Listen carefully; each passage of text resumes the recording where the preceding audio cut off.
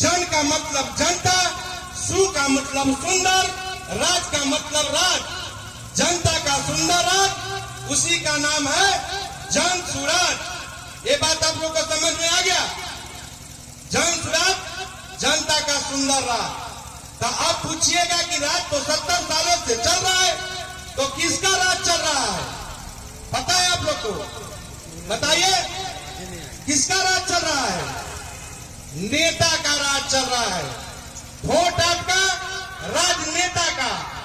आपके बच्चे स्कूल में जहां पढ़ने जाते हैं वहां पिलवाइल खिचड़ी खाते हैं, लेकिन आप जिसको वोट देकर जिताते हैं उसका बच्चा पटना में पढ़ता है, दिल्ली में पढ़ता है, बंगलौर में पढ़ता है, उससे भी बड़ा नेता है तो उसका बच्चा लंदन और अमेरिका में पढ़ता है।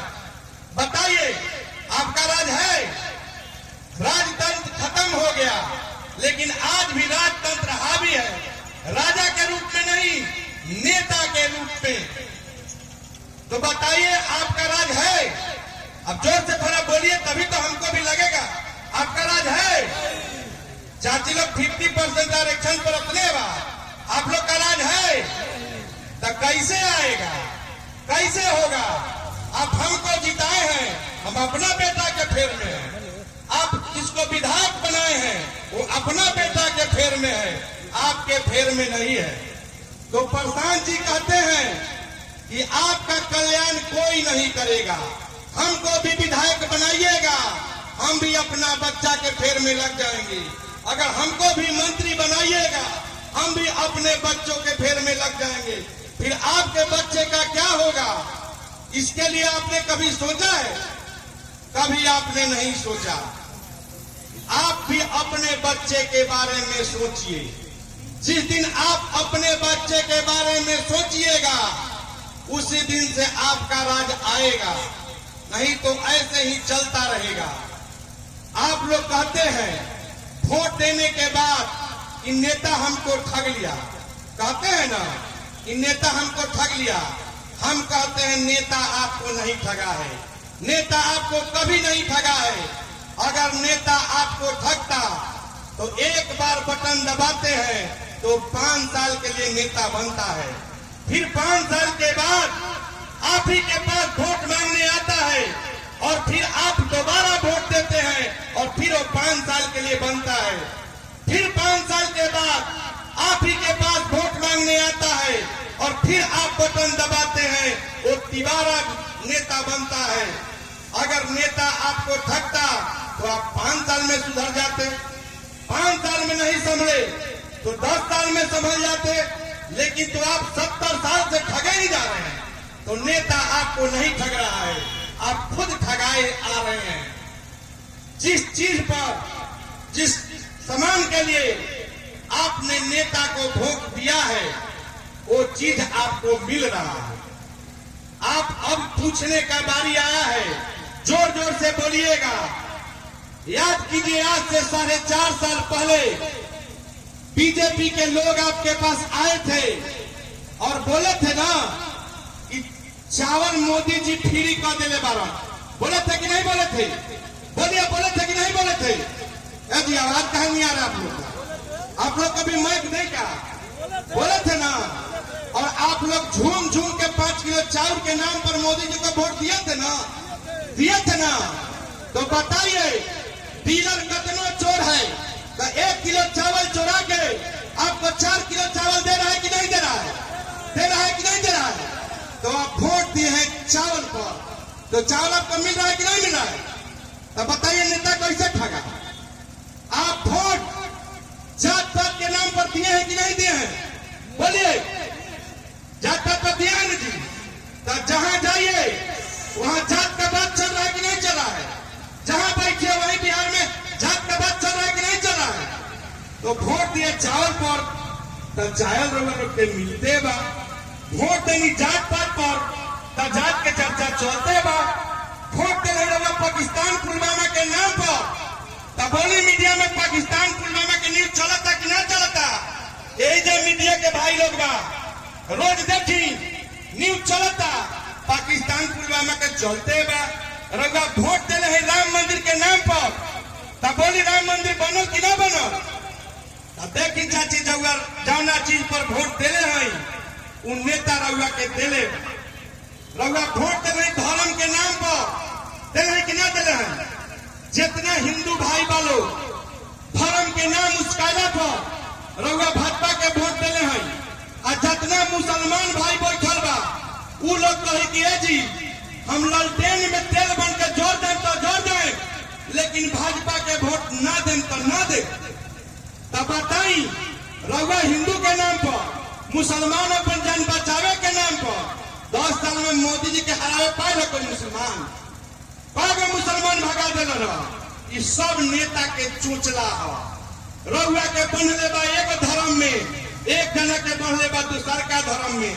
मुसलमान भाई सोचता कि मरम तो मरम लालटेने में जरम, आ हिंदू कहता नहीं जी वोट न दे हम मोदी जी के तो लालू के राज आ जाई, तब बात देश मुसलमान हो जाए। काहे 15 साल रह में रहा काहे न कह दे। नेता के बच्चा के देखनी है, कहियो अमित शाह के बेटा झंडा लेके घूमलन है, कहियो नहीं घूमलन है। केकर बेटा घूमता? रउआ हम जात में जुड़ाए नहीं, हम रउआ नेता के जात कहाँ बा? रउआ से पूछाई कि ए चाची ए चाचा जात के नेता के बा? तो हम लोगन की लालू यादव तनिको जात के नेता नहीं था, एक को ठोक जात के नेता नहीं था। अगर जात के नेता रहतन तो कहतन कि पूरे बिहार के यादव हमरा के वोट दो, यादव में जो सबसे पढ़ल लिखल लड़का होई ओकरे के मुख्यमंत्री बनाए, तब नु जात के होई।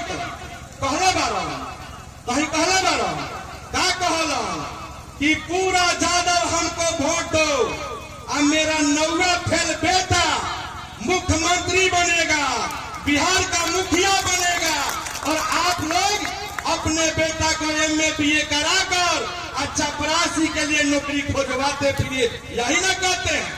तो कैसन जात के नेता है जी कि अपने बेटा नौवा फेल मुख्यमंत्री बने, अब बाकी यादव का बेटा MA पास हो तो चपरासी का फार्म भरता घूमे और इलेक्शन में लाठी लेकर यही हम लालू जी के लिए मार कर। रामविलास जी कहते हैं मैं दलित हूँ, दलितों का रहनुमा हूँ।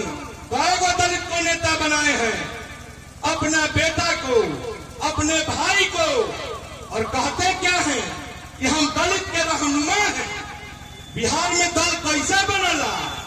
जे बनैलक दल उ भालो कर नेता, और बाद में कहे कि अब भैया हमार बेटा रउआ का होता, रउआ बेटा कहला जन्म ले लेता। झोरा ढोला तो ढोआई झोरा, तब वोट दे हम जात पर, वोट दे हम चावल और भात पर, रउआ न भोगन तो हम भोगा। के भोगी? ये दुर्दशा के कारण के बा? कोई नेता नहीं है। आप लोग खुद अपना दुर्दशा तय किए हैं और उसी दुर्दशा में जी रहे हैं। हम लोग आपसे वोट मांगने नहीं आए हैं। जो आता है सब लोग कहता है कि मुझे एक बार बनाइए, हम आपका सारा दुख दर्द ठीक कर देंगे। लेकिन हमारा जो नेता है वो अभी नेता भी नहीं है। वो कहता है कि अगर आप एक प्रशांत किशोर नहीं 10 प्रशांत किशोर को भी नेता बना दीजिएगा तो आपका कल्याण नहीं होगा। हम आपका कुछ नहीं करेंगे, न आपके लिए नली गली बनाएंगे, न आपको राशन देंगे।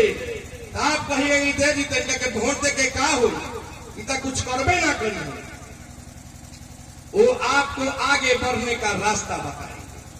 हमारा नेता आपसे वोट नहीं मांग रहा है, कह रहा है कि वोट जिसको देना है दीजिए, जहां देना है दीजिए, लेकिन वोट अपने बच्चों के भविष्य के नाम पर दीजिए। वोट अपने बच्चों के शिक्षा के नाम पर दीजिए। वोट अपने बच्चों के रोजगार के नाम पर दीजिए। वोट अपने बच्चों के अच्छी खेती और पूंजी के नाम पर दीजिए। अब मैं पूछूंगा, वोट तो आप किस चीज पे देते हैं पता है? बिहार में 4 प्रकार से वोट पड़ता है। पहला वोट जात पर, जैसे कैंडिडेट आएगा आप पता करना शुरू कर देते हैं। पटना का हो, बेगूसराय का हो, लेकिन आपको ये पता लग जाता है कि हमर जात के, तब पहला वोट बिहार में जात पर, दूसरा वोट धर्म के नाम पर, और तीसरा वोट भाजपा के डर से मुसलमान भाई राजद को, और चौथा वोट लालू का जंगल राज ना जाए, बचल वोट भाजपा को। यही ना 4 गो प्रकार है बिहार में, और कोई प्रकार है? अब आप सब लोग माँ हैं, अपने अपने बच्चों को पोसती हैं,